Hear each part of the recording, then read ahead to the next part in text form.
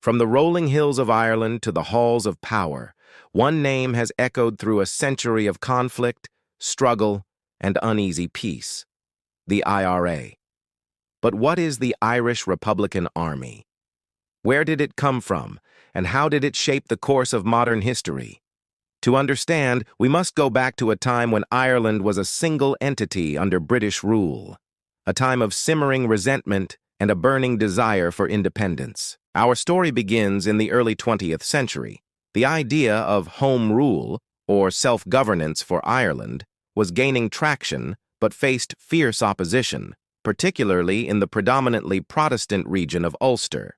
In response to the formation of the Ulster Volunteer Force, who were determined to resist home rule, Irish nationalists formed the Irish Volunteers in 1913. This was the seed from which the IRA would grow. The pivotal moment arrived with the 1916 Easter Rising. A small group of Republican rebels, including members of the Irish Volunteers, seized key buildings in Dublin and proclaimed an Irish Republic. The rebellion was crushed by the British Army within a week, and its leaders were executed. But instead of extinguishing the flame of rebellion, their deaths created martyrs. Public opinion in Ireland shifted dramatically, and support for a fully independent republic surged. In the 1918 general election, the Republican Party Sinn Féin won a landslide victory in Ireland. Instead of taking their seats in the British Parliament, they established their own Irish Parliament, Dáil Éireann, and declared independence. The Irish Volunteers were reorganized into the Irish Republican Army, now acting as the official army of this new, unrecognized republic. This marked the beginning of the Irish War of Independence, a brutal guerrilla conflict that lasted from 1919 to 1921. Led by figures like Michael Collins, the IRA employed tactics of ambush, intelligence gathering, and targeted strikes against British forces, including the Royal Irish Constabulary and the notorious Black and Tans. It was a war fought in shadows, on country lanes and city streets, pitting brother against brother and neighbor against neighbor. The violence was intense, and the cost was high on all sides. The war ended with the signing of the Anglo-Irish Treaty in December 1921. The treaty offered a compromise. It created the Irish Free State, a self-governing dominion within the British Empire, but it also partitioned the island. 6 counties in the north, with a Protestant majority, would remain part of the United Kingdom. This partition was the most contentious point. The treaty split the Republican movement down the middle. One side, led by Michael Collins, accepted it as a stepping stone to full independence. The other, the anti-treaty faction, saw it as a betrayal of the republic declared in 1916. They refused to accept the partition of their country and the oath of allegiance to the British monarch. The IRA itself was fractured. What followed was the tragic Irish Civil War from 1922 to 1923. The pro-treaty National Army, now the official army of the new Free State, fought against the anti-treaty IRA. It was a short but exceptionally bitter conflict, leaving deep scars on the new state. The anti-treaty forces were eventually defeated, but they didn't disappear. They went underground, maintaining their belief that they were the one true army of the Irish Republic. For the next several decades, this old IRA continued to exist, though its influence waned. They launched sporadic campaigns, like the Border Campaign in the 1950s, but failed to gain significant public support. The border, the line that divided North and South, remained the central, unresolved issue. Everything changed in the late 1960s. Inspired by the civil rights movement in the United States, Catholics in Northern Ireland began protesting against systemic discrimination in housing, employment, and voting rights. These peaceful marches were often met with violent opposition from loyalist groups and heavy-handed policing.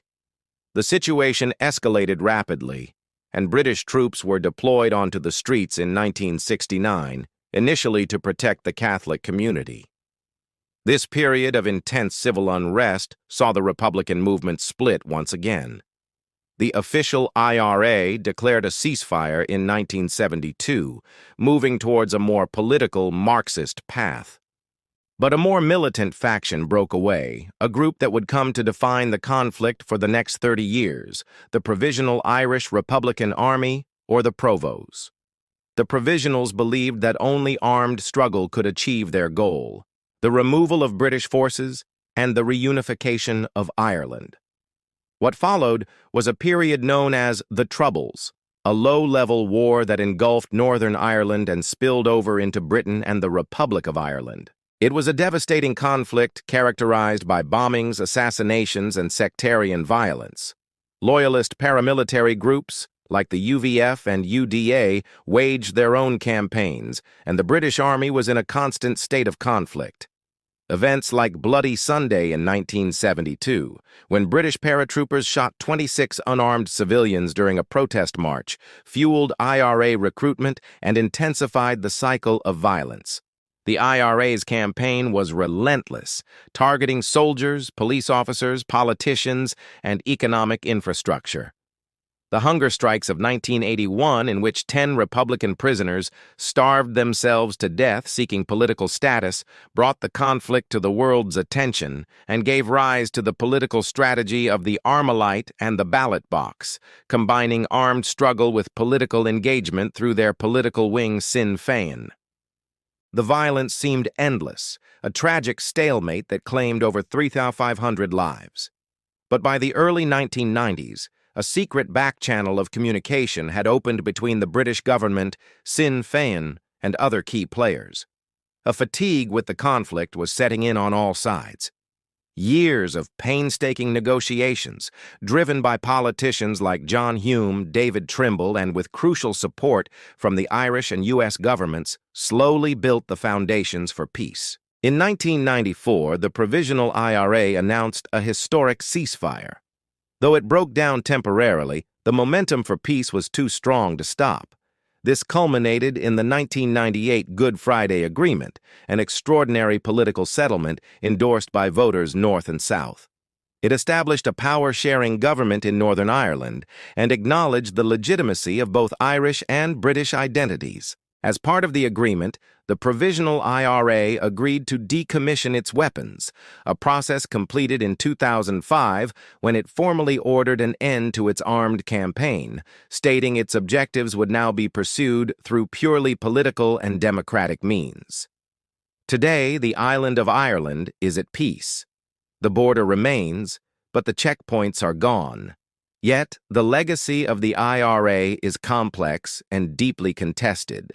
To some, they were patriots and freedom fighters who fought against an occupying force. To others, they were terrorists who inflicted immense suffering on communities. The reality, like the history itself, is layered and painful. The story of the IRA is not just a chapter in a history book. It's the story of a nation's painful birth, a bitter division, and the long, difficult journey toward reconciliation. A journey that continues to this day. Thank you so much for joining us on this deep dive into a complex part of history. If you found this video informative, please give it a like, share it with someone who might be interested, and subscribe to our channel for more historical documentaries. We'll see you in the next one.